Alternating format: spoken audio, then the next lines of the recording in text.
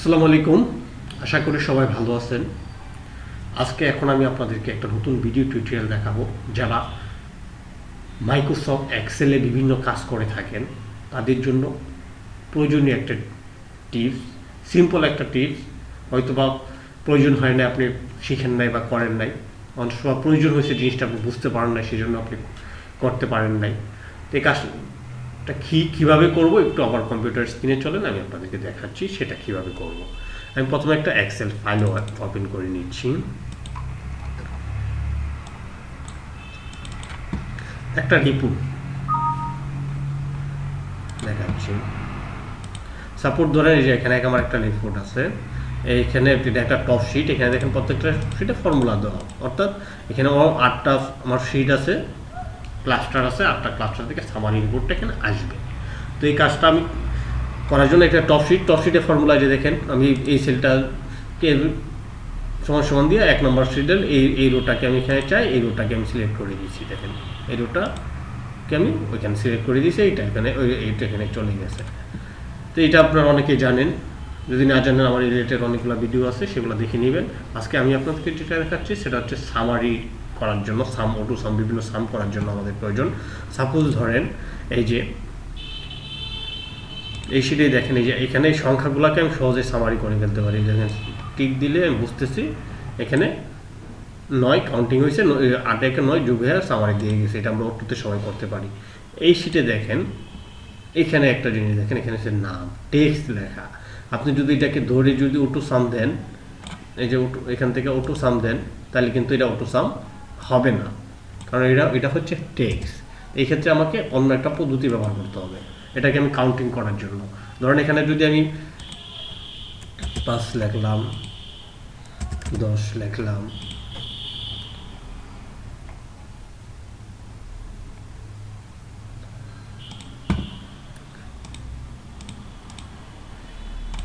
মানে 10 আছে, আবার দেখাচ্ছি জিনিসটা 12, মানে এখানে আমার কিছু ফর্মুলা টেক্সট আছে, কিছু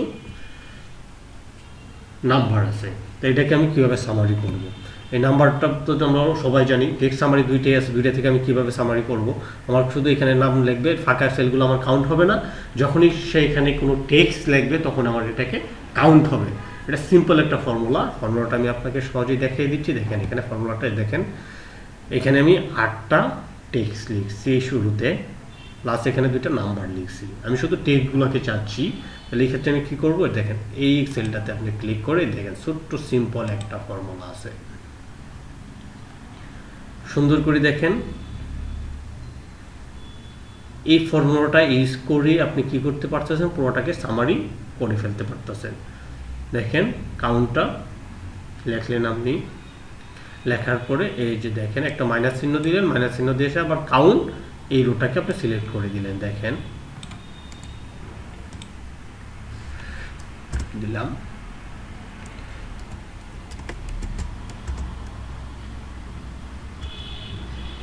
এই যে দেখেন এখানে এই সি লেখার পরে চলে আসছে, এখান থেকে নেবেন কাউন্টটা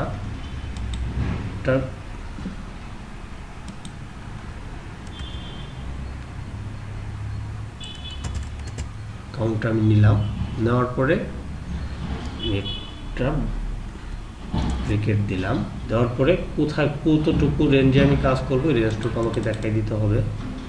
যে দেখেন এই রেঞ্জ, এই যে এই রেঞ্জটুকু আমি দেখাই দিচ্ছি। দেখেন আপনার যতটুকু রেঞ্জ থাকে অতটুকু রেঞ্জ আপনি দেখাই দিবেন। দেওয়ার পরে এটাকে ব্রেকেট দিয়ে বন্ধ করে দিচ্ছি। বন্ধ করে দেওয়ার পরে মাইনাস চিহ্ন দেন, দেওয়ার পরে আবার লেখেন